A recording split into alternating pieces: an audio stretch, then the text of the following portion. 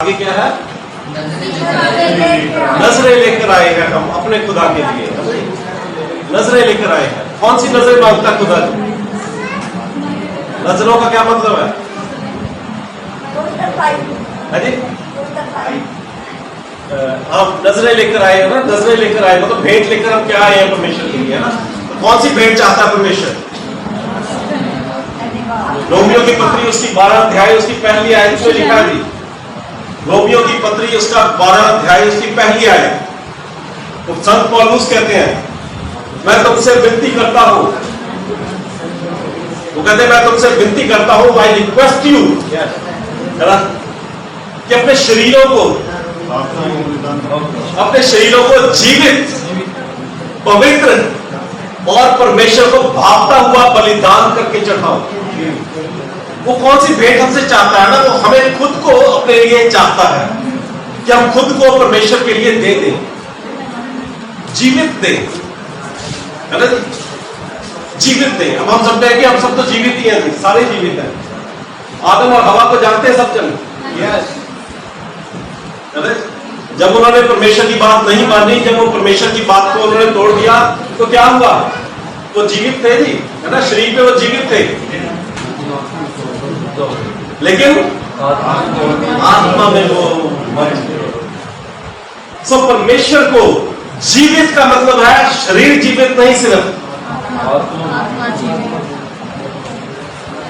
उसको भेंट चढ़ानी है तो जीवित आत्मा की उसको भेंट चढ़ानी पड़ेगी।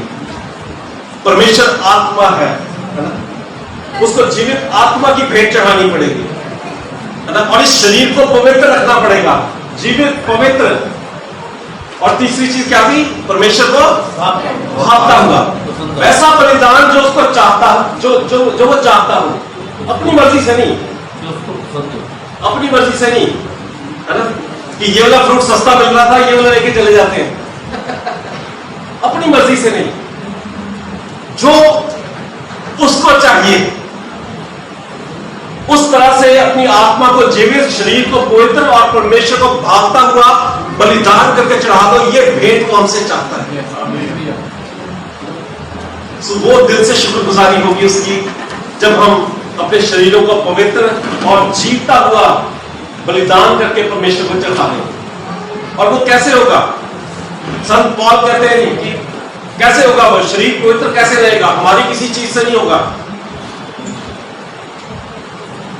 पतरस कहते हैं कि साबुन को धोने से बात नहीं है कि साबुन से शरीर को धो लिया।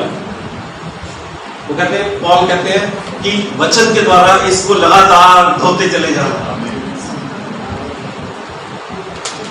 इसको स्वच्छ बना के रखना है, तो वचन के द्वारा लगातार इसको धोते चले जाना, ताकि जो संसारिकता रोज की रोज इसमें आ रही है वो वचन के द्वारा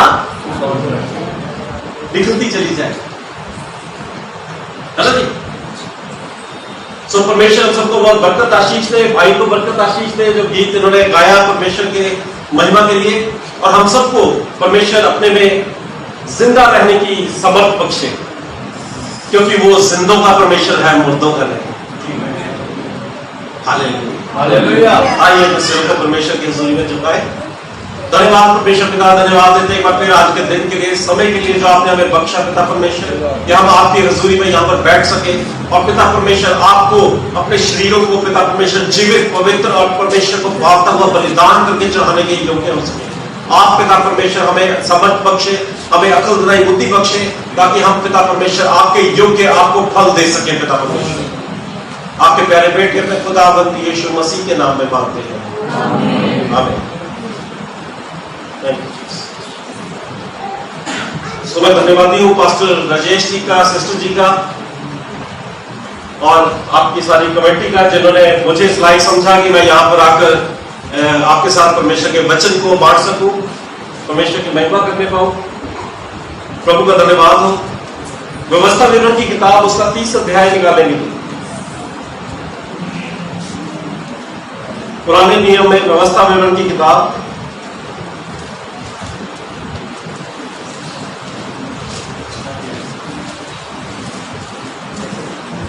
उसका 30 अध्याय उसकी 16 आयत में इस तरह लिखा है। तो व्यवस्था विवरण की किताब उसका 30 अध्याय उसकी 16 आयत में क्योंकि आज मैं तुझे आज्ञा देता हूं, निकाल दिया सबने व्यवस्था विवरण उसका 30 अध्याय की 16 है। क्योंकि आज मैं तुझे आज्ञा देता हूं कि अपने परमेश्वर यहोवा से प्रेम करना और उसके मार्गों पर चलना और उसकी आज्ञाओं, विधियों और नियमों को मानना, जिससे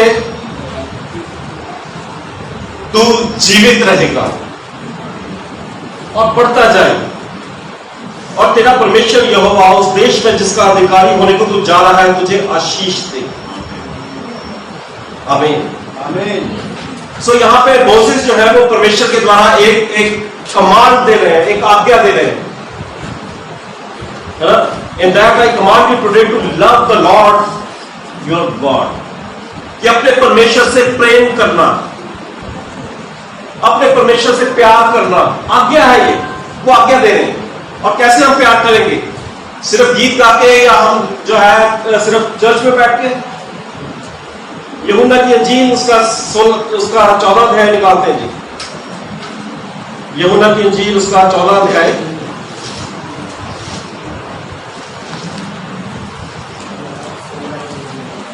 उसकी 15 आयत। यूहन्ना की इंजील उसकी 14 अध्याय उसकी 15 आयत। यीशु मसीह में प्रेम करना सिखा रहे हैं, है ना? वो आज्ञा दे रहे हैं, मूसा आज्ञा दे रहे हैं कि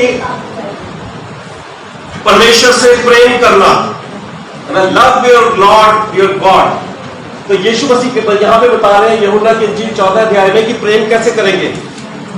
यदि तुम मुझसे प्रेम रखते हो, यदि, है ना? यदि आ गया, जहां पे यदि परंतु पहले आ जाता है तो वहां थोड़ा परमेश्वर शर्त लगा के एक बात कर रहे हैं। यदि, अदरवाइज नहीं। ठीक है जी? हाँ जी प्लीज। यदि तुम मुझसे प्रेम रखते हो तो मेरी आज्ञा को मानोगे। यदि तुम मुझसे प्रेम रखते हो, अगर इफ यू लव मी, आज तो प्रेम बहुत सस्ता हो गया, लेकिन परमेश्वर युग एक सा है, वो बदलता नहीं।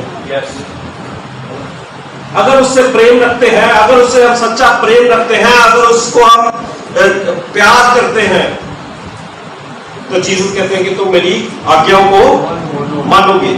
इसी की 23 आयत पढ़ लेते हैं जी आगे। यीशु ने उसको उत्तर दिया, यदि कोई मुझसे प्रेम रखेगा तो वे मेरे वचन को मानेगा और मेरा पिता उससे प्रेम रखेगा और हम उसके पास आएंगे और उसके साथ वास करेंगे। हालेलुया। यहाँ पे इसी चैप्टर में दोबारा प्रभु यीशु मसीह जो है वो कह रहे हैं, अपने मुंह से कह रहे हैं कि यदि कोई मुझसे प्रेम रखे तो वह मेरे वचन को मानेगा, है ना जी? 24वीं आयत। जो मुझसे प्रेम नहीं रखता वे मेरे वचन को नहीं मानता, और जो वचन तुम सुनते हो वे मेरा नहीं वरन पिता का है जिसने मुझे भेजा।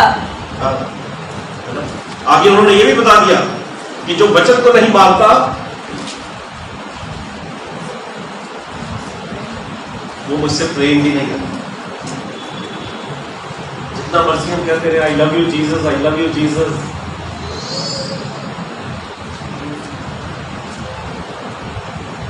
अगर तुम मेरे वचन को नहीं मानोगे तो मुझसे प्रेम भी नहीं रखोगे।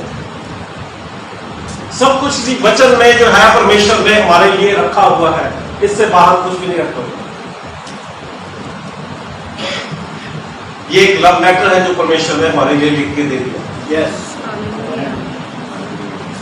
वो प्रेम पत्र जो परमेश्वर ने हमारे लिए लिख के दे दिया, ताकि हम इसको पढ़कर परमेश्वर के प्रेम को अपने लिए समझ सके कि जगत ने मुझसे ऐसा प्यार किया, कि जगत ने मुझसे ऐसा प्यार किया कि अपना इकलौता बेटा दे दिया, ताकि जब मैं उस पर विश्वास लाऊं, हमेशा हम विश्वास में नहीं बने रहते, हमेशा हम विश्वास में नहीं बने रहते। आपको शायद हैरानी लग रही होगी इस बात पे, लेकिन ये सच है। हम शारीरिक भी हैं और हम बहुत सी गलतियां भी करते हैं। पीटर प्रभु यीशु मसीह को कहता है कि तू ऐसी बातें ना कर। जब यीशु मसीह कहते हैं कि मैं पकड़ा जाऊंगा और मारा जाऊंगा, वो कहता है तू ऐसी बातें ना कर। यीशु मसीह के साथ वो रह रहा है, यीशु मसीह के साथ चल रहा है,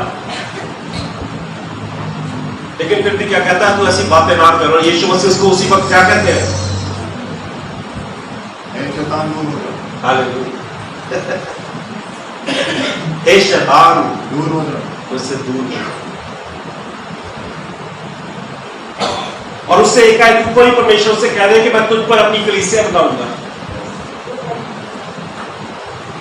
यदि तुम मेरे प्रेम में बने रहोगे, तो मेरे वचन को मानोगे और जो कुछ भी मैं कह रहा हूं उसको तुम समझोगे और उसको अप्लाई करोगे अपनी लाइफ में।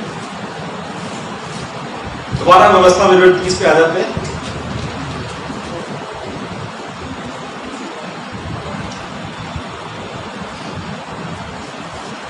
क्योंकि मैं ये आज ही आज्ञा तुझे देता हूं कि अपने परमेश्वर यहोवा से प्रेम करना, है ना जी। प्रेम करने का मतलब हमने थोड़ा सा समझा अभी कि उसके वचनों को मानना, उसके वचनों पर चलना और उसके वचनों को पूरी तरह से इंप्लीमेंट करना। दूसरी चीज उसके मार्गों पर चलना, उसके मार्गों पर चलना, जो कुछ वो हमें करने को कह रहा है उस पर चलना। और क्या करने को कह रहा है, वो वचन पर बने रहने के। इससे बाहर वो हमें कुछ भी नहीं कह रहा। ये जो एक किताब हमारे हाथों में है, 66 किताबें जोड़कर जो दी गई है, वो कह रहा है कि इसमें बने रहना, मेरे मार्गों पर चलना, इससे ना दाएं मुड़ना ना बाएं मुड़ना। लेकिन आज यू टर्न ही लिया हुआ इससे, सिर्फ दाएं और बाएं नहीं मुड़े हुए, हम यू टर्न हुए हुए हैं पूरी तरह से। लेकिन वो कह रहा है कि उसके मार्गों पर चलना और उसकी आज्ञाओं और विधियों और नियमों को मानना। लगातार वो हमें एक काम कह रहा है, ओबे करने के लिए, मानने के लिए, मनाने के लिए नहीं। ध्यान देने की बात है जी। बहुत लगातार वो क्या कह रहा है कि मानना मानना मानना। वो कहीं नहीं कह रहा कि बनाना बनाना बनाना। आज हमारी प्रार्थनाएं परमेश्वर को मनाने के लिए हो रही है,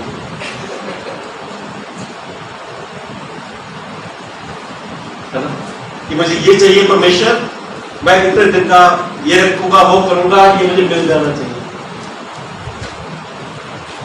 ऐसा हुक्म परमेश्वर ने नहीं दिया। परमेश्वर कह रहा मानना, लगातार मानना और उसके मार्गों से ना दाहिने मुड़ना ना बाएं मुड़ना, है ना। तब तेरा परमेश्वर, तब तू जीवित रहेगा। उसके नियमों को मानना, तब तू जीवित रहेगा। अदरवाइज क्या होगा, तू मरा हुआ कहलाएगा। अदरवाइज क्या होगा, तू मरा हुआ कहलाएगा। और वो मरे हुए का परमेश्वर नहीं है, वो जिंदों का परमेश्वर का, वो इब्राहिम का, इसहाक का और याकूब का परमेश्वर। उसके इस वचन को मानना है, उसके इस वचन पर मन लगाना है, उसके वचन को समझने की कोशिश करनी है। इसको रटना नहीं है, इसकी आयतों को रटना नहीं है, इनको समझने की कोशिश करनी है। बहुत कुछ ये समझाने की कोशिश कर रहा है हमें, बहुत कुछ ये समझाने की कोशिश कर रहा है। मीटिंग का नाम क्या है, लाइफ ट्रांसफॉर्मेशन केयर मीटिंग, है ना, लाइफ ट्रांसफॉर्मेशन। ये हमें बदलना चाह रहा है। ये हमें जैसे हम हैं वैसा नहीं रहने देना चाहता, ये हमें बदलना चाहता है। ये प्रेयर मीटिंग भी, ये जो मीटिंग भी हो रही है, ये भी जिंदगी को बदलने के लिए हो रही है कि हम सब जो यहां पे आ रहे हैं वो बदल जाए, वो बदल जाए। यहोशू की किताब उसका पहला अध्याय, इसके अगली ही किताब है यहोशू की किताब, उसका पहला अध्याय, उसकी 8 आयत और 9 आयत पढ़ लेते हैं। यहोशू की किताब उसका पहला अध्याय, उसकी 8 और 9 आयत। व्यवस्था की ये पुस्तक तेरे चित्त से कभी ना उतरने पाए, इसी में दिन रात ध्यान दिए रहना, इसलिए कि जो कुछ उसमें लिखा है उसके अनुसार करने की तू चौकसी करे, क्योंकि ऐसा ही करने से तेरे सब काम सफल होंगे। और तू प्रभावशाली होगा। क्या मैंने तुझे आज्ञा नहीं दी? हियाव बांधकर दृढ़ हो जा, भय न खा और तेरा मन कच्चा न हो, क्योंकि जहाँ जहाँ तू जाएगा वहाँ वहाँ तेरा परमेश्वर यहोवा तेरे संग रहेगा। आमीन, आमीन, है ना? यहाँ भी परमेश्वर कह रहा है कि मैं तेरे संग रहूंगा, है ना? लेकिन करना क्या है कि व्यवस्था की इस पुस्तक, व्यवस्था की ये पुस्तक तेरे चित्त से कभी उतरने ना पाए, इसी में दिन रात ध्यान करते रहना, दिन रात लगातार इस पे ध्यान करते रहना, है ना? 24/7 चंडीगढ़ में हम सब आए हुए हैं ना, हम यहाँ 24 घंटे सर्विस चाहते हैं। जब कभी फोन करो, रात को 12 बजे करो, सुबह 1 बजे करो, 24/7 सर्विसेज। परमेश्वर भी वही 24/7 हमसे चाहता है। व्यवस्था की ये पुस्तक तेरे चित्त से उतरने ना पाए, बल्कि दिन रात इस पर ध्यान करते रहना, दिन रात। कोई घंटे बताए नहीं है कितने घंटे या कितना क्या या कितना क्या, दिन रात 24/7। छुट्टी नहीं है कोई भी, छुट्टी नहीं है कोई भी। परमेश्वर सारी जगह पर सिर्फ एक ही बात की हिदायत हमें दे रहे हैं, एक ही बात की हिदायत हमें दे रही है कि इन वचनों पर बने रहना, इन वचनों को अपने दिलों में, अपने दिमाग में इनको बसा लेना। यहेजकेल की किताब उसकी 3 आयत में लिखा कि इसको खा लेना, अपनी अंतड़ियों में बसा लेना। इस वचन को इतना खा लेना कि इसको अपनी अंतड़ियों में बसा लेना। अंतड़ियों में बसा लेना क्यों लिखा है? क्योंकि जब भी हम खाना खाते हैं, कुछ भी खाते हैं ना,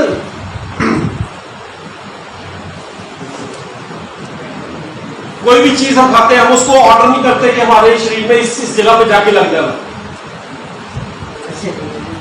है ना? अब सिर्फ उसको चबाते हैं और अंदर जाकर अपने आप उस पार्ट में जाके काम कर देता है। पालक खाते हो कहते नहीं है पालक जाके इसको खून में मिल जाना, ऐसा कहता कोई? डॉक्टर कहता है जी आपको खून की कमी है, तो फटाफट हम जाते हैं पालक खरीदते हैं और पालक बना के खानी शुरू कर देते हैं। जब उसको खाते हैं तो वो अपने आप जाके हमारा जो है खून बढ़ाना शुरू कर देती है। अनार का जूस भी पीते हैं, वेरी गुड, है ना? तो परमेश्वर कहता है कि इस वचन को भी अपनी अंतड़ियों में बसा लेना, ताकि जब दुख आए तो तुम्हें याद ना हो क्या करना है, वो अपने आप उस दुख में तुम्हें सुख दे जाए। जब तुम्हें कंगाली आए तो तुम्हें परेशानी ना आए कि मैं क्या करूंगा, वो अपने आप तुम्हें सेटिस्फाई कर जाए। वो याद दिला जाए कि यहोवा मेरा चरवाहा है, मुझे कुछ कमी नहीं है। जब तुम्हें बीमारी आए तो अपने आप को तुम्हारी बीमारी के टाइम पर तुम्हें हिम्मत दे दे कि हिम्मत रख, चाहे तो ठीक ना हो लेकिन प्रभु तेरे साथ है। चंगाई पाने का मोटो नहीं होना चाहिए, प्रभु के साथ होने का मोटो होना चाहिए। पौलुस कहता है कि मैंने परमेश्वर से 3 बार प्रार्थना की। कुरिन्थियों की किताब में वो कहता है मैंने परमेश्वर से 3 बार प्रार्थना किया ये कांटा मुझसे हट जाएगा। प्रभु कहता ठीक है हट जाएगा। ऐसा ही हुआ मेरा अनुग्रह तेरे लिए बहुत है, इसी कांटे के साथ जी। Question is not of healing, है ना? वहां पे परमेश्वर ये नहीं कह रहे कि हमने चंगाई के लिए हमने वो करना, चाहे बीमारी है चाहे कुछ भी है, हमने उसमें परमेश्वर की समर्थ अपने साथ मांगनी है कि परमेश्वर की हजूरी हमारे साथ बनी रहनी चाहिए। ये वचन वहां पर जाकर हमें तसल्ली दे देगा, इसे अपनी अंतड़ियों में बसा लेगा, है ना? तो इसी वचन की आज हम बात करेंगे, क्योंकि ट्रांसफॉर्मेशन के लिए, अपने बदलाव के लिए हमें इस वचन की जरूरत है। अपने घरों में रखने की, अपने हाथों में पकड़ने की, या इसको रखने की नहीं, इसको चबा लेने की जरूरत है, इसकी जुगाली करने की जरूरत है, ताकि ये हमारी अंतड़ियों में बस जाए, हमें ताकि किसी चीज की घटी ना हो, ताकि सिर्फ हम बोलने वाले ना रहे कि यहोवा मेरा चरवाहा है, मुझे कुछ घटी नहीं है, लेकिन अगली पल हम गए यार ये भी नहीं है वो भी नहीं है। जब ये वचन हमारे मनों में होगा, जब ये वचन हमारी अंतड़ियों में बसा होगा, तो सच में हमें किसी चीज की जरूरत ही नहीं महसूस होगी। हम प्रभु में आनंदित रहेंगे। पौल जैसे कहता, मैं फिर कहता हूं आनंदित रहो। मुझे ये बातें बार बार तुम्हें लिखने में कोई परेशानी नहीं है। पौल कहता है, मैं फिर से लिखता हूं आनंदित रहो, किसी भी बात की चिंता मत करो। God cares for you. Yes, उन कौओं पर ध्यान दो। वो कहता, जब उन्हें खिला सकता है तो वो तुम्हें क्यों नहीं खिला सकता? किस बात की चिंता करते हो? इस वचन को मानना सीख लो, इस वचन को रात दिन अपने मनों में बसाना सीख लो, तो किसी चीज की घटी महसूस नहीं होगी। दुनिया तुम्हें बेवकूफ कहना शुरू कर देगी, लेकिन परमेश्वर की नजर में तुम्हारी वैल्यू बढ़ जाएगी।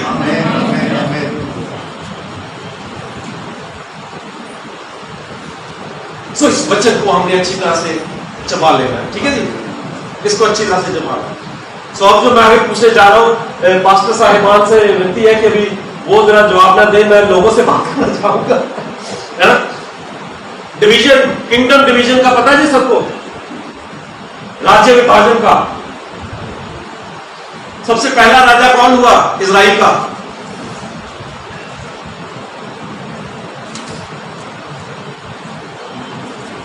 हमारे पास ये 66 किताबें मिलाकर जो है ये बाइबल दी गई है ना, बड़ी देर से हम पढ़ रहे हैं, है ना। मैं ये बातें इसलिए कर रहा हूं ताकि हमें अपनी कमी महसूस हो, है ना, ताकि हमें पता चले कि हमें जानना क्या है। हमें सिर्फ रटना नहीं है, हमें इसे समझना है। बगैर समझे कुछ नहीं होगा। बुद्धि चौकों में प्रचार करती है, बुद्धि जोर जोर से बुलाती है कि आओ मेरे पास आओ, मैं तुम्हें आशीषित करना चाहती हूं। फिर सेकंड चैप्टर में नीति वचन में वहां लिखा है कि उन्होंने मेरी ओर ध्यान ना दिया, जब वो पुकारेंगे मैं उनकी ओर ध्यान नहीं दूंगा। है ना जी। ये 66 किताबों जो है हमारे पास, इनको समझने की जरूरत है। प्यार कहने से नहीं होगा, यीशु मसीह से सिर्फ कि I love you that's all, है ना। यार वैलेंटाइन डे पे उनको गुलाब दे देंगे, यीशु मसीह की फोटो के आगे गुलाब रख दी, चलो हो गया, ऐसा कुछ नहीं होगा। यदि मेरी आज्ञाओं को मानोगे तो तुम मुझसे प्रेम करोगे। आज्ञा क्या है? इस पर सीधे चलते रहना, ना दाहिने मुड़ना ना बाएं मुड़ना। सारी बाइबल इजराइल नेशन की बात कर रही है ना, इजरायली कौम। आज हम भी विश्वास में, हम सब जो है वो इब्राहिम की संतान है, विश्वास में हम में से कोई रियल नहीं है। सो उसी राज्य की बात कर रहे हैं। सबसे पहला राजा कौन हुआ जी? किसी को पता जी? शाऊल। वेरी गुड, परमेश्वर आशीष दे। अरे जी एक ने जवाब दिया सिर्फ। आज बदलाव होना चाहिए, एक को नहीं, सबको जवाब देने की जरूरत है। यस, आज सिर्फ यहां बैठ कर नहीं जाएंगे हम, आज कुछ सीख के जाएंगे। अपने पेन निकाल लीजिए, अपनी डायरियां निकाल लीजिए, ताकि आप नोट कर लें और आप इस बात को समझ सकें कि बाइबल हमें बताना क्या चाह रही है। यस, ठीक है जी। सिस्टर ने बताया सबसे पहला राजा कौन हुआ? शाऊल। परमेश्वर ने उसको बनाया, राजा बनाया। कौन से गोत्र का था जी वो?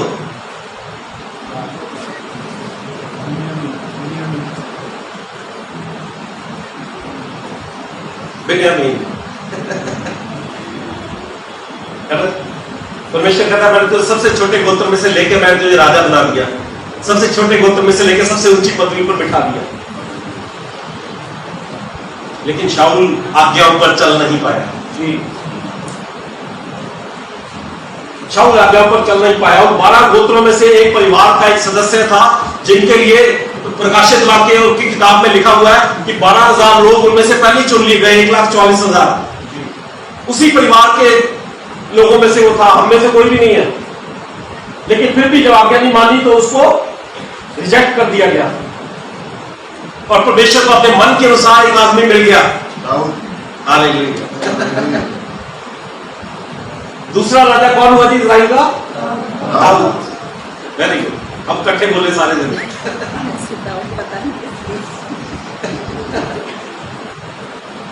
ठीक है जी।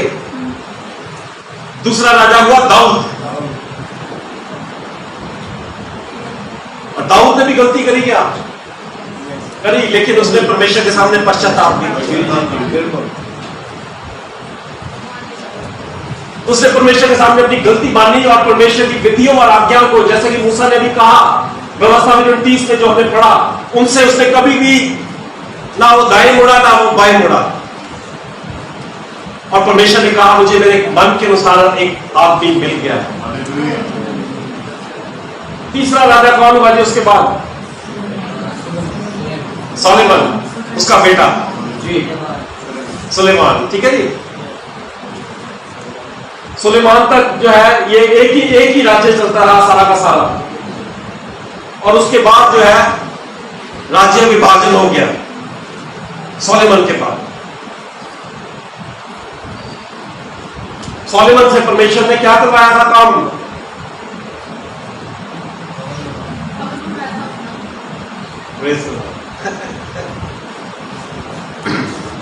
सोलेमन को परमेश्वर ने कॉन्ट्रैक्ट दिया था, है ना? सोलेमन को अपना भवन बनाने के लिए परमेश्वर ने चुना था। उसने परमेश्वर का वो भवन बनाया जिसमें जो लिखा है कि आज तक ऐसी कोई बिल्डिंग नहीं बन सकी जैसी सोलेमन ने वो भवन बनाया। लेकिन उसने गलती क्या करी कि उसने परमेश्वर की आज्ञाओं से इधर उधर मुड़ना शुरू कर दिया। तो परमेश्वर ने उसको कहा कि तेरे दाऊद के करके, डेविड के कारण तेरे राज्य को तो मैं विभाजित नहीं करूंगा, तेरे बेटे के समय में मैं राज्य को विभाजित कर दूंगा। सोलेमन का बेटा कौन हुआ जी?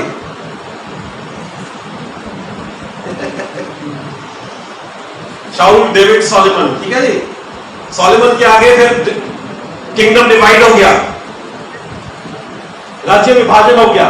जो एक ही राज्य था उसका डिवीजन हो गया। क्यों? क्योंकि परमेश्वर की आज्ञाओं को, जैसे कि अभी हमने व्यवस्था में 30 में पढ़ा, उसकी आज्ञाओं पर चलना उन्होंने बंद कर दिया था।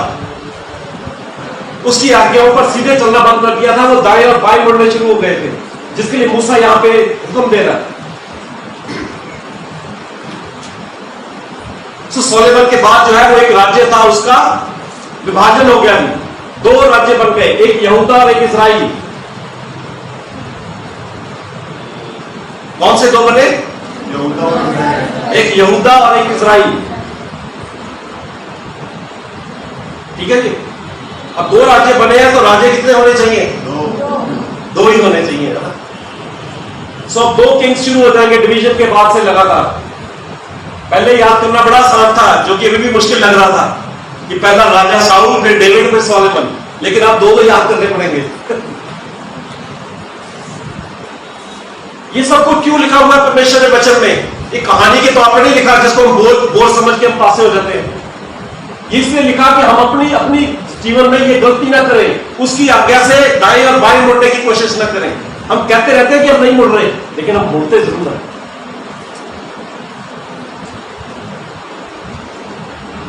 पहला शमूएल उसका 15 अध्याय निकालते हैं, थोड़ा सा वहां से पढ़ेंगे।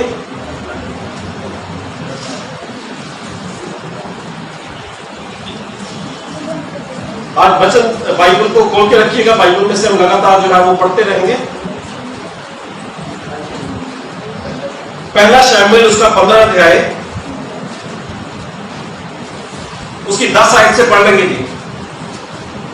तब यहोवा का ये वचन शमूएल के पास पहुंचा। हाँ जी, आगे पढ़ लेंगे लगातार। मैं शाऊल को राजा बना के पछताता हूँ, क्योंकि उसने मेरे पीछे चलना छोड़ दिया और मेरी आज्ञा का पालन नहीं किया। तब शमूएल का क्रोध भड़का और मैं रात पर यहोवा की दुहाई देता रहा। जब शमूएल शाऊल से भेंट करने के लिए सवेरे उठा, तब शमूएल को यह बताया गया, शाऊल कर्मल को आया था और अपने लिए स्मारक खड़ा किया और घूमकर गिलगाल को चला गया है। हाँ जी। सो शाऊल को परमेश्वर जो है वो शमूएल को मैसेज दे रहे हैं कि शाऊल को मैंने राजा बनाया था, लेकिन उसको राजा बना के मैं पछता रहा हूं। क्योंकि उसने मेरे पीछे चलना छोड़ दिया है। क्या बना के पछता रहा हूं? परमेश्वर कह रहे राजा बनाकर, है ना? राजे का मतलब क्या है? कैसे ही हमारी तरह कोई बैठा होगा वहां पे? हाँ जी, क्या मतलब है राजे का? सबको लीड करने के लिए आगे खड़ा कर दिया उसको, है ना? तो परमेश्वर कह रहा है कि मैंने उसको रिजेक्ट कर दिया क्योंकि उसने मेरी विधियों को नहीं माना, उसने मेरे साथ चलना छोड़ दिया। तो मैं कौन सी खेत की मूली हूं कि अगर मैं परमेश्वर से इधर उधर हो जाऊंगा तो परमेश्वर मुझे रिजेक्ट नहीं करेगा।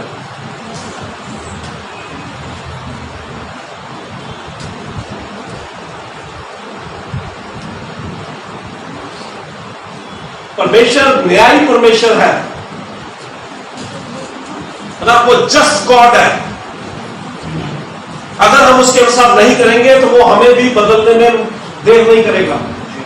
हमें इस बात का डर रखना चाहिए। जब वो शाऊल को, जो कि बिन्यामीन के गोत्र का था, जिसको खुद परमेश्वर ने बनाया था, उसको परमेश्वर रिजेक्ट कर रहा है, तो हमारा भी चांस हो सकता है कहीं अगर हम इधर उधर हो।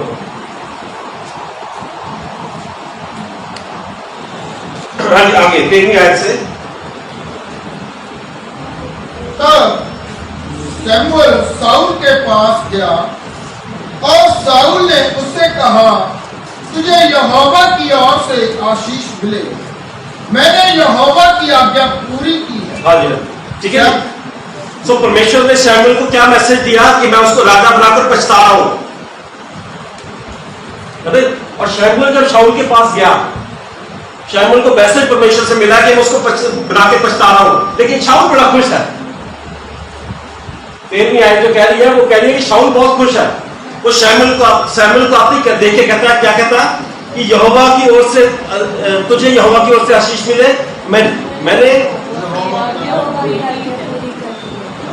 आज्ञा पूरी। परमेश्वर कह रहा है कि मैं पछता रहा हूं, शाऊल कह रहा है कि मैं आज्ञा पूरी की है। गलत कौन हो सकता है? हम कहते रहते हैं मैं परमेश्वर की सेवा कर रहा हूं, मैं तो परमेश्वर से प्रार्थना कर रहा हूं, मैं तो परमेश्वर के लिए ये कर रहा हूं, वो कर रहा हूं। परमेश्वर कहता है कि मुझे कुछ एक्सेप्ट ही नहीं हो रहा, तो गलत कौन होगा? क्योंकि हम भी शाऊल की तरह कॉन्फिडेंट बड़े होते हैं, है ना? शमूएल मैसेज लेके आ रहा है, नबी मैसेज लेके आ रहा है परमेश्वर का, तो शाऊल उसको कह रहा है परमेश्वर की ओर से तुझे आशीष मिले। परमेश्वर को श्राप देने जा रहा, वो कह रहा है तुझे आशीष मिले। बड़ा कॉन्फिडेंट है कि मैं तो राजा हूं, मैंने तो परमेश्वर की आज्ञा पूरी की है। हम भी बड़े कॉन्फिडेंट है कि बैप्टिज्म हो गया, हम चर्च आने शुरू हो गए, हमने बड़ा कुछ करना शुरू कर दिया, अब तो परमेश्वर को हमारे लिए सब कुछ करना पड़ेगा। ऐसा नहीं, ऐसा नहीं। वो परमेश्वर जो है वो खुदाओं का खुदा है।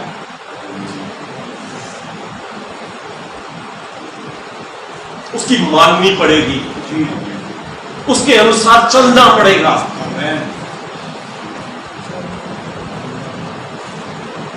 हाँ जी, आगे 14वीं आयत। बहुत अच्छी बातचीत मुझे लगती है ये सारी, ये मुझे खुद की शक्ल दिखाती है। हाँ जी, 14th वर्ष। शमूएल ने कहा, फिर भेड़ बकरियों का ये मिनमियाना और गाय बैलों का ये रांगना जो मुझे सुनाई देता है, ये क्यों हो रहा है? ना? उसने प्रॉब्लम बताई कि प्रॉब्लम क्या है ना? कि ये जो प्रॉब्लम मुझे दिख रही है, तू कह रहा है कि मैंने तो परमेश्वर की आज्ञा माननी है, तो ये क्या है ना? ये प्रॉब्लम क्या है? तू तो कह रहा है कि मैं परमेश्वर के अनुसार चल रहा हूं, लेकिन तू यहां पे जाता है तो ऐसे काम कर देता, तू वहां जाता है ऐसे काम कर देता। तो वचन तूने कभी पढ़ा ही नहीं है ना? वचन का तुझे पता ही नहीं है कि वचन में है क्या, ये क्या है? हाँ, आगे 15वीं आयत। साउल ने कहा, वे तो अमलेकियों के यहाँ से आए हैं, अर्थात प्रजा के लोगों ने अच्छी से अच्छी भेड़ बकरियों और गाय बैलों को तेरे परमेश्वर यहोवा के लिए बलि करने को छोड़ दिया है, और बाकी सब का तो हमने सत्यानाश कर दिया है। हाँ जी। तब फिर मैं परमेश्वर को क्या जवाब देता हूँ ना कि परमेश्वर ये सब तो जो आप बातें कर रहे हो ना, है ना, ये सब तो आप ही को बलि चढ़ाने के लिए मैंने रखा हुआ है। ऐसा नहीं करूंगा तो पैसा कहां से आएगा जिससे मैंने आपको भेंट चढ़ा लूंगा? ये तो करना पड़ता है। दुनिया में चलता है। शाऊल ये कह रहा है, यहां जो हमने सारा ये पढ़ा ना, ये हमारी लैंग्वेज में यही कह रहा है सब कुछ, कि ये सब तो हमने परमेश्वर की बलि के लिए रखा है कि परमेश्वर को खुश करेंगे इन चीजों से। हाँ जी, आगे। तब शमूएल ने शाऊल से कहा, तब शमूएल ने शाऊल से कहा, ठहर जा, ठहर जा। उन्हें रोक दिया वही, कह रहा शट अप, अपनी जुबान बंद कर। तू कह रहा है तू इन चीजों से परमेश्वर की महिमा कर रहा है, तूने ये चीज परमेश्वर को भेंट चढ़ाई है। कहता ठहर जा, रुक जा जरा, अपने शब्द घटाना, अपनी जुबान पे कंट्रोल करना। हाँ जी, आगे। ठहर जा, और जो बात यहोवा ने आज रात को मुझसे कही है वह मैं तुझको बताता हूँ। हाँ, कि अब तू, मैं बताता हूं तुझे कि जिसको तू भेंट चढ़ाने की बातें कर रहा है उसने मुझसे क्या कहा है मेरे लिए। तू बड़ी खुशी से, बड़े उससे होके, है ना, मैंने पूरी आज्ञा पूरी कर दी है, मैंने सब कुछ कर दिया है। कहता रुक जा, मैं बताता हूं कि वो तेरे लिए क्या कह रहा है। हाँ जी। उसने कहा, कह दे। शमूएल ने कहा, जब तू अपनी दृष्टि में छोटा था तब क्या तू इस्राएली गोत्रों का प्रधान ना हो गया? और क्या यहोवा ने इस्राएल पर राज्य करने को तेरा अभिषेक नहीं किया? और यहोवा ने तुझे एक विशेष कार्य करने को भेजा और कहा, जाकर उन पापी अमलेकियों का सत्यानाश कर, और जब तक वे मिट न जाए तब तक उनसे लड़ता रह। फिर तूने किस लिए यहोवा की ये बात टालकर लूट पर टूट के वे काम किया जो यहोवा की दृष्टि में बुरा है? हाँ जी, ठीक है। वो फिर उसको डिटेल में बताता है, जो पहली बात उसने बोली, पहले ही बोला ना कि ये पेड़ों का बेमियाना और ये सब कुछ क्या है, अगर तू कहता कि तूने आज्ञा मानी है, लेकिन उसको समझ नहीं आया। तो फिर आगे से अपना पूरा बता रहा है ना, अपना पूरा लिखा रहा है कि मैंने तो ये किया, मैंने तो दान किया, मैंने तो ये किया, वो किया। वो फिर उसको डिटेल में बता रहा है सारा कुछ, कि तुझे आज्ञा परमेश्वर ने क्या दी थी, है ना, और तू करके क्या आया। लेकिन फिर भी उसके आगे फिर भी उसको समझ नहीं आती। हाँ जी, आगे क्या कह रहा है वो? परंतु प्रजा के लोग लूट में से भेड़ बकरियां और गाय बैलों अर्थात नष्ट होने की उत्तम उत्तम वस्तुओं को गिलगाल में तेरे परमेश्वर यहोवा के लिए बलि चढ़ाने को ले आए हैं। तो समझने में नहीं आ रहा वो बिल्कुल भी। मेरे को परमेश्वर जब कहते हैं कि ना तू गलत कर रहा है, मैं समझ नहीं आना जी ना, आपका परफेक्ट है। वचन बताओ, कौन सा बताओ? तुम आयत का नंबर बोलो, मैं आयत बोलूंगा। वो फिर कहता है ना, ये सब तो हमने, यहां पे अब ध्यान दें, हम यहां पे वो एक बात बोलनी शुरू कर रहा है। यहां पे वो कह रहा है तेरे परमेश्वर के लिए, यहां वो मेरे लिए कह रहा है, यहां आ गया वो तेरे परमेश्वर के लिए, कि ये सब हमने तेरे परमेश्वर के लिए किया हुआ। तेरे ही कहते ना करी जा रहे हैं, तो फिर साढ़े पीछे पे आया है। मैं कईयों से जब बात होती है कि यार वचन पढ़ो, वचन पे ध्यान लगाओ, तो वो कहते हैं पढ़ते तो हम इससे ज्यादा और क्या कर ले।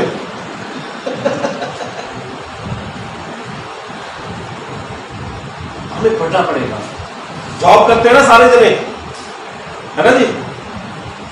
जब ज्वाइन करी थी तब जो सैलरी थी, 10 साल के बाद उतनी सैलरी मिल रही हो तो क्या करेंगे हम? हर साल क्या उम्मीद होती है हमें? अगर किसी एक साल नहीं लगता तो क्या करते हैं? बॉस को मिठाई खिलाते जाके।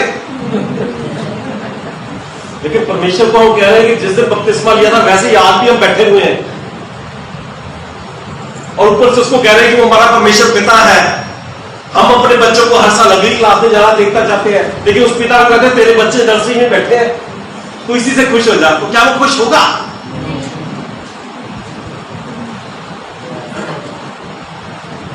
हमें समझना पड़ेगा कि बुद्धि से लिखा हुआ वचन है, ये सिर्फ इमोशनल होकर इस्तेमाल करने वाली चीज नहीं है। ये बुद्धि से लिखा हुआ वचन है जो कि हमारी जिंदगियों को बदल सकता है।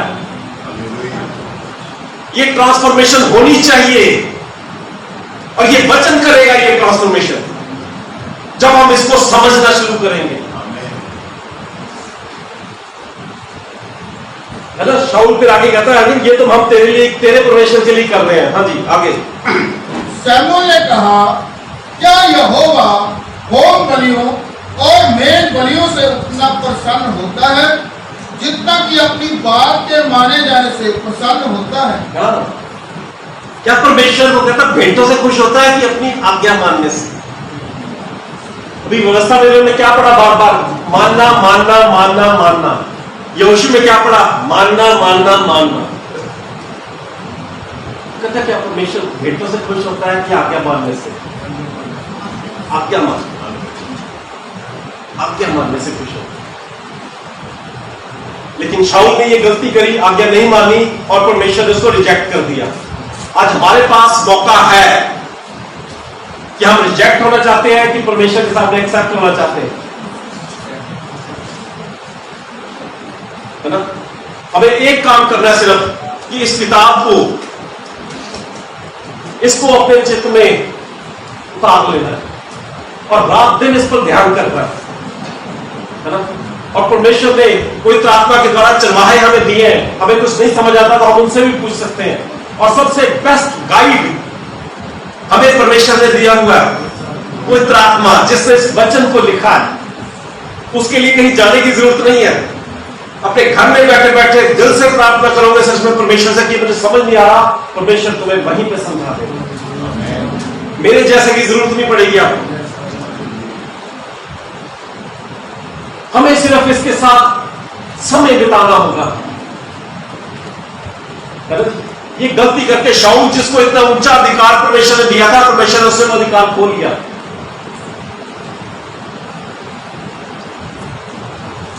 परमेश्वर हमें ब्लेस करना चाहते हैं, लेकिन हम अपनी ब्लेसिंग्स को खो ना देंगे अपने घमंड के। मैं तो परमेश्वर के लिए बड़ा कुछ कर रहा हूं, मैं तो परमेश्वर के लिए बड़ा कुछ कर रहा हूं।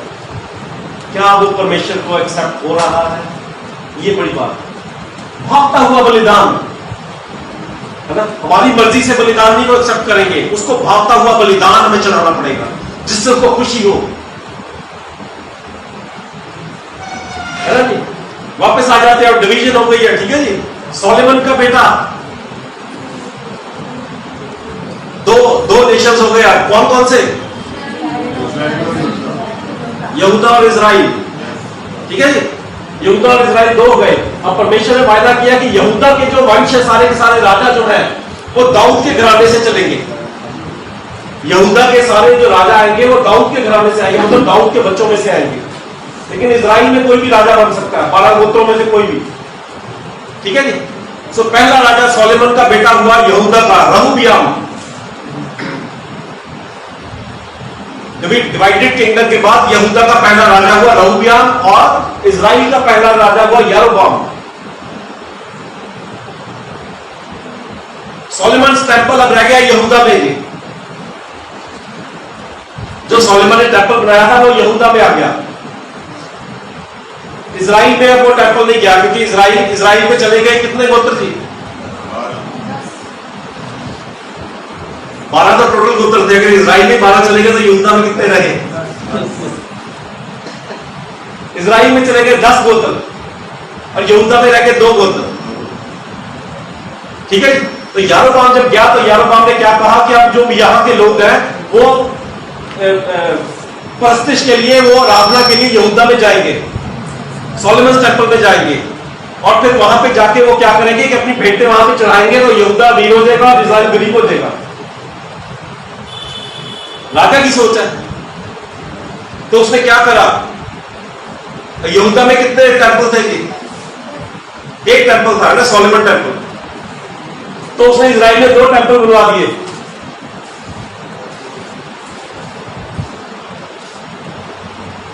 आज्ञा से दाहिने बाएं नहीं हुआ, बल्कि दोनों तरफ को मुड़ गया। परमेश्वर ने कहा था मेरी आराधना सिर्फ सोलोमन टेंपल में होगी। उसने सोलोमन टेंपल की तरफ लोगों को जाने से रोकने के लिए इजराइल में 2 टेंपल बनवा दिए। और उनमें उसने मूर्तें रखवा दी और इजरायली लोगों को कहा, वहां पे लिखा हुआ है, इजरायली लोगों को कहा यही तुम्हारा परमेश्वर है जो तुम्हें मिस्र से निकाल कर लाया।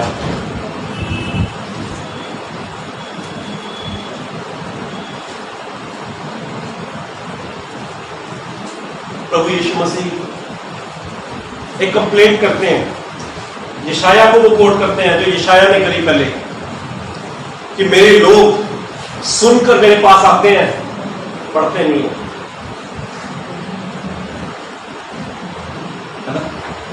ये मुंह से मेरी आराधना करते हैं लेकिन इनके दिल मुझसे बहुत दूर है। सो यारोबाम ने जो भी कहा उनको कि यही वो परमेश्वर है जो मैं मिस्र से निकाल के लाया, उन्होंने वही मान लिया और वहीं पे प्रस्तुत करनी शुरू कर दी। ठीक किया जी? गलत है ना? लेकिन शाऊल की तरह वो भी बड़े कॉन्फिडेंट है कि हम परमेश्वर की आराधना कर रहे हैं और लगातार एक दान में और एक बेतेल में जो टेंपल बन गए वहां पे जाके वो आराधना करते चले जा रहे हैं। आराधना करने के लिए कौन से गोत्र को चुना था परमेश्वर ने जी? इजराइल तो पूरा नेशन हो गया ना। इजराइल के 12 गोत्रों में से एक गोत्र को परमेश्वर की सेवा के लिए चुना था। कोई यहूदा का नाम ले रहा है, कोई लेवी का, कौन सा जी?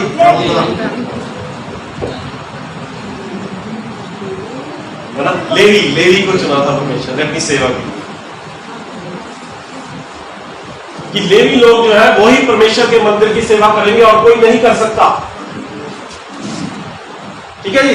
लेकिन लेवी सारे के सारे यहूदा में रह गए हैं। यहूदा में 2 गोत्र है, इजराइल 10 गोत्र अलग हो गए, लेवी सारे के सारे यहूदा में रह गए सोलोमन टेंपल की सेवा के लिए। इजराइल में कोई भी लेवी नहीं गया। तो यारोबाम ने दूसरी गलती क्या करी कि अपनी मर्जी से याजक बना दिए, लेवी घराने से कोई भी नहीं।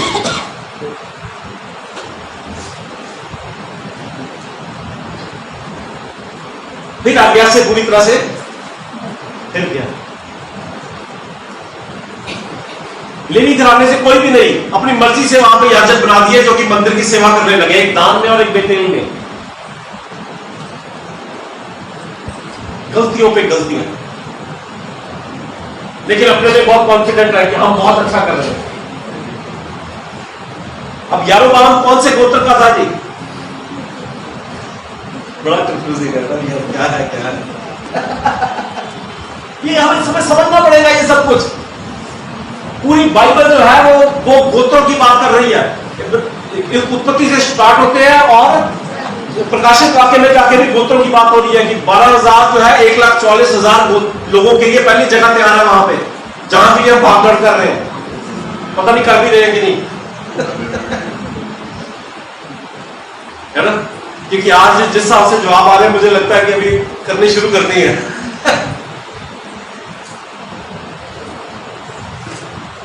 यारोबाम जो था वो इब्राहिम गोत्र का था, इब्राहिम गोत्र का था। जब भी आप छोटे नबी पढ़ेंगे, कितने छोटे नबी हैं बाइबल में?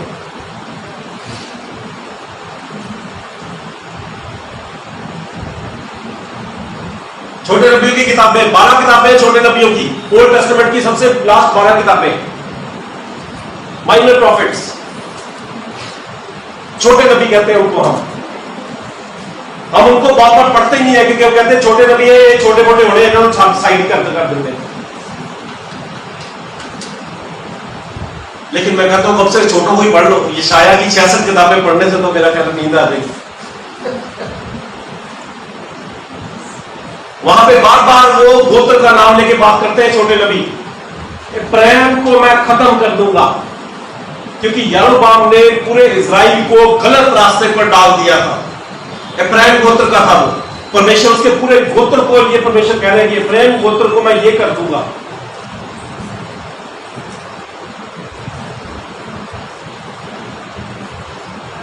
गलतियां परमेश्वर के ही लोग, आज हम भी परमेश्वर के लोग हैं, हम भी बड़े कॉन्फिडेंट है कि हम बहुत अच्छा कर रहे हैं, सब कुछ कर रहे हैं, लेकिन हम एक्चुअली समझ नहीं पाते जब हम गलती कर रहे होते हैं। हमें डायरेक्शन सिर्फ इस वचन में से पानी है, मेरे से नहीं मांगनी। है ना। हमें इस वचन को सबसे अच्छा गाइड करना। सबसे अच्छे लोग कौन थे जो वचन से ढूंढते थे? कौन सी कलीसिया के लोग थे? नए नियम पे आ गया मैं।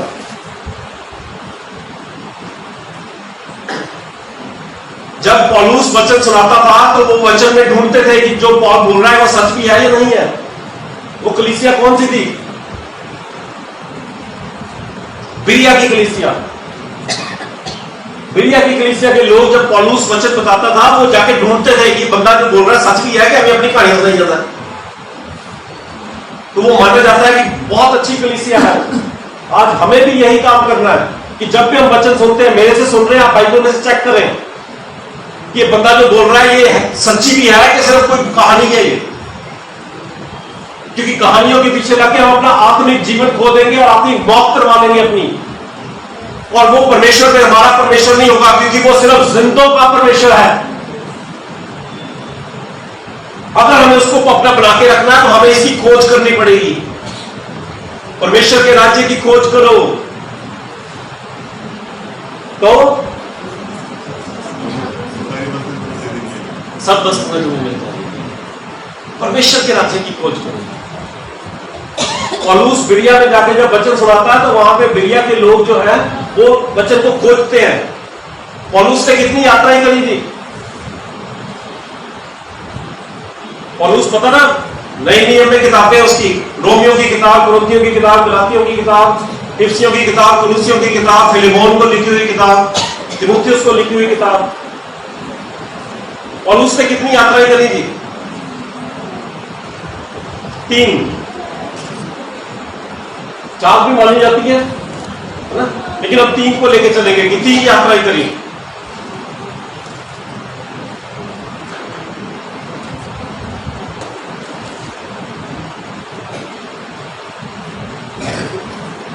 हमें बहुत दौड़ की जरूरत है।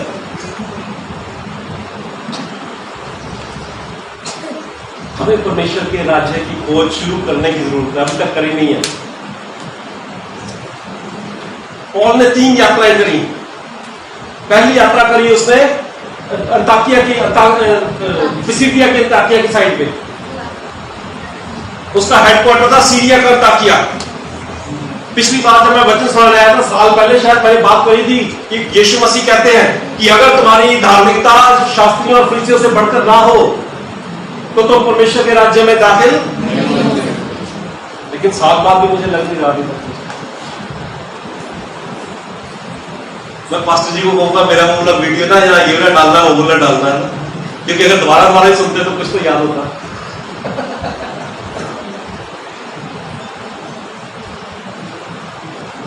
पौल ने 3 यात्राएं करी थी। बहुत जरूरी है ये सब कुछ जानना हमारे लिए। क्यों ये जानना जरूरी है? आ जाते हैं यूहन्ना की इंजील। वचन में से ही बात करेंगे सारी की सारी। यूहन्ना की इंजील पे जी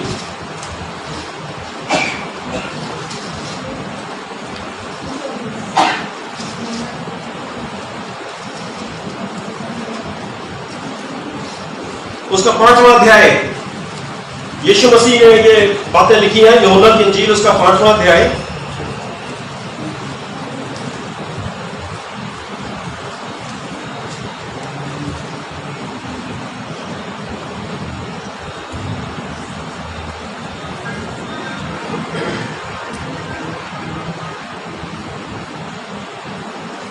वहां पे प्रभु यीशु मसीह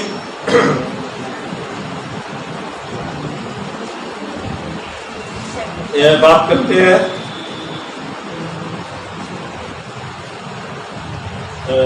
वचन की 24 आयत से पढ़ लेते हैं जी। मैं तुमसे सच सच कहता हूँ, जो मेरा वचन सुनकर मेरे भेजने वाले पर विश्वास करता है, अनंत जीवन उसका है और उस पर दंड की आज्ञा नहीं होती, परंतु वह मृत्यु से पार होकर जीवन में प्रवेश कर चुका है। मैं तुमसे सच सच कहता हूँ, वह समय आता है और अब है जिसमें मृत परमेश्वर का पुत्र का शब्द सुनेंगे और जो सुनेंगे वे जिएंगे। जो सुनेंगे वे जिएंगे, है ना। परमेश्वर के पुत्र का शब्द सुनेंगे और जो सुनेंगे वो जिएंगे। और ये वचन ही न्याय करने के लिए आएगा हमारे पास। इसी ने आके न्याय करना है। प्रकाशित वाक्य 19 अध्याय में वो कहते हैं कि घोड़े पे बैठा हुआ एक आदमी आ रहा है और उसने उसके हाथ में तलवार है और न्याय करने के लिए आ रहा है, और उसकी जान पर एक नाम लिखा है परमेश्वर का वचन में। ये वचन ही न्याय करने के लिए आएगा, इस वचन के द्वारा ही हमारा न्याय किया जाएगा। तो हमें ये सब बातें जाननी पड़ेंगी, इनको खोजना पड़ेगा, इन्हें समझना पड़ेगा।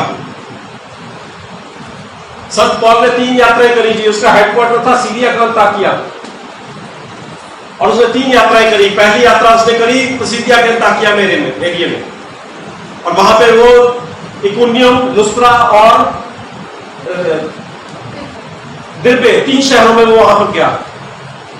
मेन हम इस चीज को लेते हैं। वहां पर वो 3 शहरों में गया और वहां के नाम उसे चिट्ठी लिखी जो हमारे पास है। सबसे पहली लेटर जो पौल की लिखी गई, गलातियों की पत्री, गलेशियंस की लेटर जो है वो पौल की सबसे पहली लेटर है। उसने वो उस एरिया के लिए लिखी पहली लिखने के बाद। उसके बाद उसने दूसरी यात्रा शुरू करी। दूसरी यात्रा में वो गया मकिदुनिया के इलाके में, मैसिडोनिया। याद होगा पौल वहां पे बहुत बार प्रचार सुना होगा आपने कि पौल कहता है कि मैं बैठा हुआ था, मैं एशिया के इलाके में जाना चाहता था, लेकिन आत्मा ने मुझे जाने नहीं दिया। और रात को मैंने दर्शन देखा कि एक मकिदुनी पुरुष मेरे पास आया और वो मैसिडोनिया चला गया। वहां पर जाकर उसने दूसरी जर्नी अपनी वहां पर उसने करी। सबसे पहला शहर था फिलिपी, जिसके नाम पे हमारे पास किताब है, फिलिपियों की पत्री। दूसरा शहर जहां पे वो गया वो था थिस्सलुनीके, जिसकी 2 किताबें हमारे पास, पहला थिस्सलुनीके और दूसरा थिस्सलुनीके। तीसरा शहर उसने किया बिरिया, जिसकी किताब नहीं है हमारे पास, जहां के लोग बहुत अच्छे थे जो वचन को ढूंढते थे। उसके बाद वो गया एथेंस में, उसकी भी किताब नहीं है हमारे पास, लेकिन एथेंस में जाके भी उसने प्रचार किया, जहां पे हम पढ़ते हैं, याद होगा आप सबको, पौल कहता है कि मैं अनजाने ईश्वर की कथा सुनाता हूं तुम्हें, है ना। और कहता है मैंने घूमते घूमते एक ऐसी को देखी जिसमें कुछ भी नहीं लिखा हुआ था, तो वो कहता है मैं तुम्हें एक अनजाने ईश्वर की कथा सुनाता हूं। वो एथेंस में हो रहा हो सब कुछ। और उसके बाद वो वहां से आगे गया कुरिन्थ में, जिसकी 2 किताबें हमारे पास। सेकंड जर्नी की ये सारी, ये दूसरी जर्नी में उसने ये सब शहर कवर किए। और उसके बाद उसने करी तीसरी जर्नी में वो गया इफसुस में, जिसकी किताब है हमारे पास, इफसुस की पत्री। हमें ये सब जानने की जरूरत है, हमें ये पता होना चाहिए, है ना। हम इतने सालों से हम विश्वासी हैं, हम परमेश्वर के वचन को पढ़ रहे हैं, लेकिन हम बढ़ नहीं रहे हैं। नेचर क्या कहती है, प्रकृति का क्या कानून है, बढ़ना चाहिए सब कुछ। जब हम बढ़ नहीं रहे हैं तो हम परमेश्वर के सामने मुर्दा कहलाएंगे। जिसमें लाइफ होगी वो बढ़ेगा।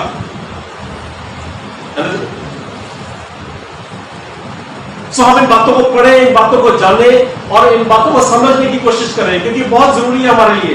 ये वचन ही वहां पे आएगा, वचन आके कहेगा कि हाँ घोड़े पे बैठा हुआ जब आएगा वो न्याय करेगा कि हमारा को किधर लेके जाना। तब वो हमारे से कोई ऐसी बात पूछ लेगा जो हम कहेंगे कि मुझे तक पता नहीं थी।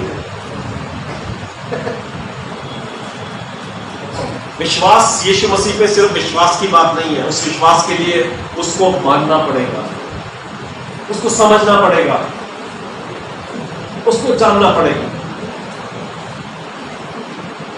सो कितने राज्य हुए जी? डिवीजन कब हुई? पुराने अहदनामे में विभाजन कब हुआ?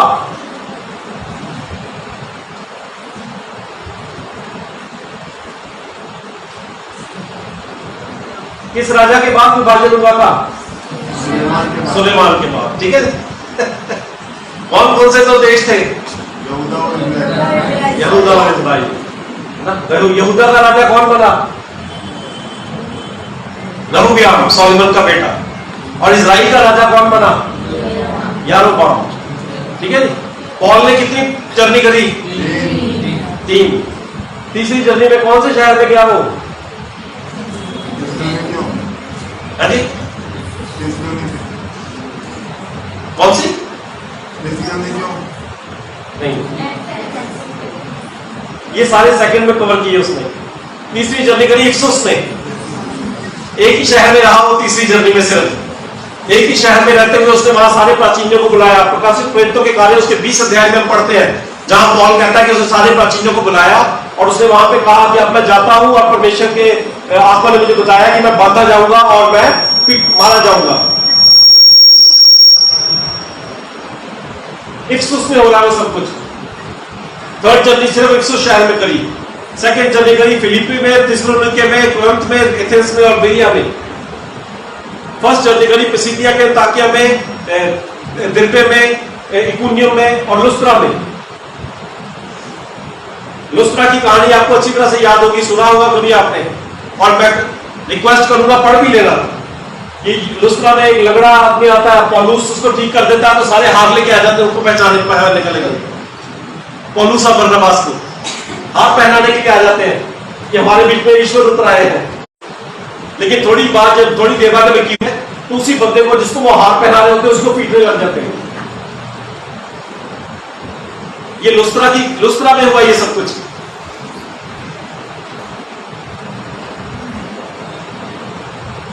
हमें ये सब जानना पड़ेगा अगर हम परमेश्वर में जिंदा है तो, रहना चाहते हैं तो, है ना। क्योंकि हम सब बिल्कुल ऐसे करते हैं, हम बस में बैठ नहीं जाते जाके, है ना, कंडक्टर कहते जिसे लेना ले जा भाई, वो पूछे शहर केड़ा, पता नहीं जी केड़ा, अब 50 रुपए खड़ जिथे 50 तक जाना उसे ला दी। हम यही परमेश्वर के राज्य के काम कर रहे हैं। पता हमें कुछ नहीं है कि बस इतना दे दिया, जहां उतारना वो उतार देना। तो परमेश्वर कहता फिर नरक ही है, वहीं उतारूंगा मैं, और कोई जगह तो बचती नहीं है ना। मतलब पता तो अनुकूल नहीं। हमें परमेश्वर में जीवित होना पड़ेगा, ये ट्रांसफॉर्मेशन लानी पड़ेगी और आपने खुद लानी है, कोई नहीं लाएगा। मैं आप में से किसी के घर नहीं आने वाला।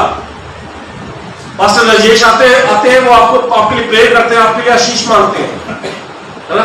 लेकिन उनको और भी काम है, और भी कलीसिया है, वो किसी एक के घर बैठ के नहीं सिखा सकते किसी को भी सब कुछ।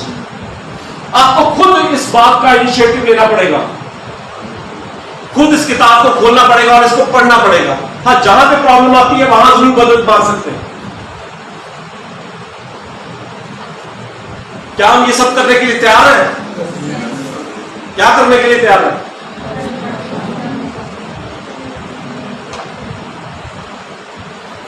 ऐसी ढीली सी बात में जैसे आज आवाज आ रही है कि ऐसी ढीले से पढ़ेंगे हम, फिर तो मैं गारंटी देता हूं अभी 2 आयतें पढ़ोगे नींद आ जाएगी, है ना। हालेलुया का नारा मारते हुए कैसा जोश होता है। तो क्या वचन पढ़ते हुए उस जोश के साथ पढ़ सकते हैं कि दूसरों को हमें जोश दिलवाना पड़ता है? हमें दूसरों से जोश प्राप्त करने की जरूरत नहीं है, हमें परमेश्वर में खुद ही एक्साइटेड रहना पड़ेगा। जब हम परमेश्वर में इतने एक्साइटेड होंगे तो हम बार बार पढ़ते जाएंगे, थकेंगे नहीं, थकेंगे नहीं। हमारी बाइबल्स फट जाएंगी लेकिन हम थकेंगे नहीं। फिर हम नई बाइबल लेंगे, हमारी इसीलिए पढ़ती नहीं क्योंकि हम खोलते ही नहीं।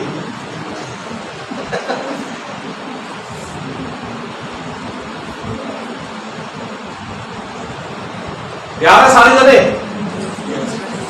काहे के लिए? वचन को पढ़ने के लिए, ठीक है जी। कैसे पढ़ेंगे वचन? वचन पढ़ने के लिए, वचन पढ़ने का एक नियम उन्होंने बनाया है, ठीक है जी। जब हम वचन पढ़े तो हम याद रखें, हम वचन से प्रश्न पूछें, ठीक है जी। वचन से प्रश्न पूछें कि ये क्यों लिखा गया है, किसके लिए लिखा गया है, कहां से लिखा गया है, और कौन लिख रहा है, और कैसे लिख रहा है। इस वचन से प्रश्न पूछे हम, है ना। आपको लग रहा है पता कि बेवकूफी में गला कर रहा है ना, क्योंकि संसार को हम लोग बेवकूफी लगते हैं। लेकिन मेरा विश्वास है कि ये जो लिखा गया है ये पवित्र आत्मा के द्वारा लिखा गया है। और आज भी जब हम पूरी शिद्दत के से पढ़ते हैं तो पवित्र आत्मा से हम बात कर रहे होते हैं। और जब हम पूछेंगे तो हम पवित्र आत्मा से पूछेंगे कि किसने लिखा, क्यों लिखा, वो किसके लिए लिखा। और वो हमें जवाब देगा। हमें इसको पढ़ने की आदत बनानी पड़ेगी, हमें इसमें नए होने की आदत बनानी पड़ेगी, और जब हम इसको पढ़ना शुरू करेंगे तो ये ट्रांसफॉर्मेशन होनी शुरू हो जाएगी। फिलिपियों में जैसे वो लिखता है कि ना, हम अंश अंश करके बदलते चले जाएंगे। हम ऐसे नहीं रहेंगे जैसे हैं, हम अंश अंश करके बदलते चले जाएंगे, हम आत्मिक होते चले जाएंगे, हमारे बिहेवियर में फर्क आना शुरू हो जाएगा, हमारे फाइनेंशियल स्टेटस में फर्क आना शुरू हो जाएगा, हमें शांति मिलनी महसूस होनी शुरू हो जाएगी, शांति मिलनी शुरू हो जाएगी। हम बीमार तो होंगे लेकिन उस बीमारी में हम परेशान नहीं होंगे, हम उसमें भी परमेश्वर की महिमा करनी सीख जाएंगे, क्योंकि हम इस बात को जान जाएंगे कि यहोवा मेरा चरवाहा है, मुझे कुछ घटी ना होगी, मुझे कुछ घटी ना होगी। लेकिन अगर रोती रहेंगे तो घटियां तो वैसे ही पड़ी हुई हैं, है ना? ये नहीं हो रहा जी, वो नहीं हो रहा जी, ऐसा नहीं हो रहा, वो नहीं हो रहा। ये सब क्या दर्शाता है कि हमारा परमेश्वर पर विश्वास नहीं है कि वो कर सकता।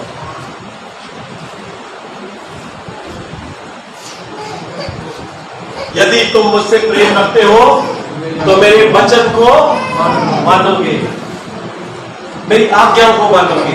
जो मुझसे प्रेम नहीं रखता वो मेरे वचन को नहीं मानता, जो मुझसे प्रेम रखता है वो मेरे वचन को मानेगा।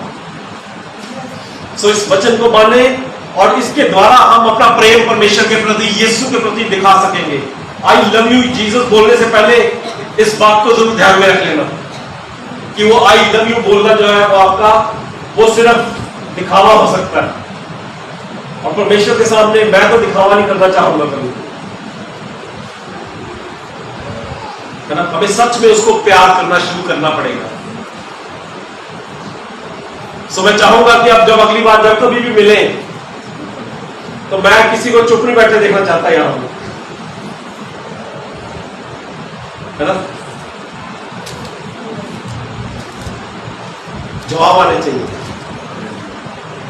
आत्मा के द्वारा आपको पता होना चाहिए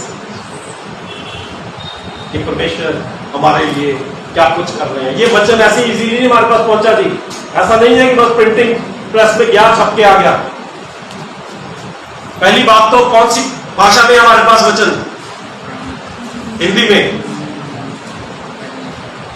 ये कभी हिंदी में नहीं, ये ट्रांसलेट होकर आया हमारे पास, ये 3rd या 4th ट्रांसलेशन है जो हमारे पास आई है, इंग्लिश से हिंदी हुई है, और इंग्लिश में भी नहीं लिखा गया ये इतनी ट्रांसलेशन होकर हमारे पास पहुंचा, और इतनी जानों को खो दिया लोगों ने इसे हमें आप तक पहुंचाने के लिए, जिसकी आज हमें कदर नहीं हो रही है। मैं इसलिए कह रहा हूं कदर नहीं हो रही है क्योंकि अभी तक पता ही नहीं है कुछ भी। एक साल में यहां पे कितने जनों ने जिन्हें 10वीं करी है? मैंने भी करी है ना? कितने सब्जेक्ट होते हैं 10वीं में जी? 5 तो शायद होते ही, मुझे नहीं पता इससे ज्यादा कितने है ना? 6 सब्जेक्ट, ठीक है जी। तो 6 किताबें होती है, मतलब एक किताब में कितने चैप्टर होते हैं?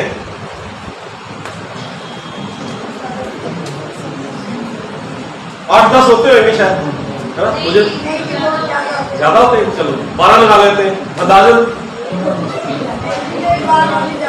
ज्यादा होते हैं, चलो 15 डाल लेते है ना? एक किताब में 15 चैप्टर हो गए, 6 किताबें होगी, अब 15 गुणा 6 90, ठीक है जी। अब वो बच्चा वो 90 चैप्टर्स पढ़ के साल में क्लियर कर लेता है, हमारे पास तो सिर्फ 66 है।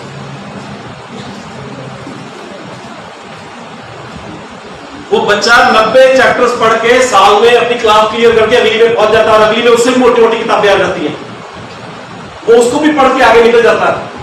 लेकिन हम इन 66 किताबों को ही नहीं जान पाते,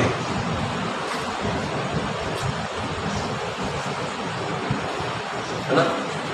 पॉल कहता है पहला कुरिन्थियों 13 अध्याय में, है ना? अभी तो वो कहता है बालक की तरह ही है, कहता अगर तुम बड़े होते तो तुम्हें मैं खाने को कुछ देता, तुम तो बच्चों की तरह होगा ना कि आत्मिक दूध जरूर पड़ रही।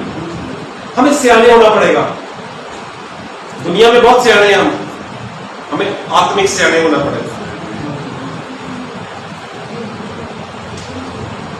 आत्मिक सियाने होना पड़ेगा ताकि हम सच में अपना प्यार परमेश्वर के प्रति दिखा सकें। परमेश्वर हम सबको बहुत बरकत आशीष दे और लगातार अपने वचनों में बढ़ाए, क्योंकि वचन ही हमारे मार्ग के लिए दीपक और उजियाला है। ये वचन हमारे लिए हमारी सारी बीमारियों को दूर करने वाला है।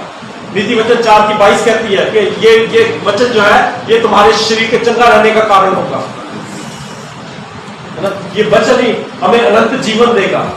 ये वचन ही हमें हमारा न्याय करेगा। सो इस वचन को हम अपनी अंतड़ियों में बसा लें ताकि ये वचन जो है वो हमें अपने में समेट ले। और तब वो सिचुएशन आएगी सच में कि हमें किसी चीज की घटी नहीं होगी। नहीं तो तब तक परमेश्वर की कलीसिया इजरायली जैसे करते थे वैसे ही बुड़बुड़ाती रहेगी बस सिर्फ। हमें मीट नहीं मिला खाने को, हमारे लिए पानी कौन देगा, हमारे लिए ये कब होगा, हमारे लिए वो कब होगा। जब इस वचन को हम अच्छी तरह से पकड़ लेंगे तब हमें किसी चीज की घटी नहीं होगी। परमेश्वर हम सबको बहुत बरकत और आशीष दे। आमीन।